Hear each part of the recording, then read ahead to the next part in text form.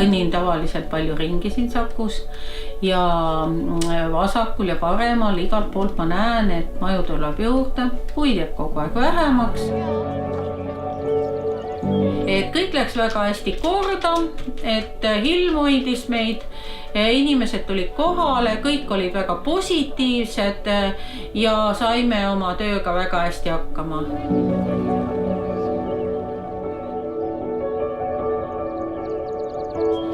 Istutasime kokku 126 puud ja nad olid 28 erinevast liigist.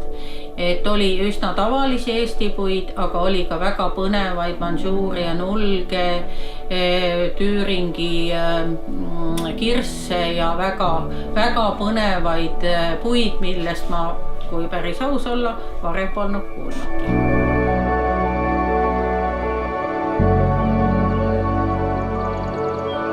Sooviksin, et see mets kasvaks kindlasti selles kohas veel vähemalt 100 aastat, aga miks ka mitte, et ta võiks kasvada veel 100 aastaid ja temast peaks saama selline Saku maamärk, Saku põlismets, kus siis kõik Sakus elavad järeltulevad põlved saavad mõnusalt aega veeta, sporti teha, ringi käia, lapsed saavad seal erinevate puudega tutvust teha, et ta peaks jääma selliseks nagu mõnusaks ühendavaks kohaks ja kingituseks siis kogu Saku rahvale.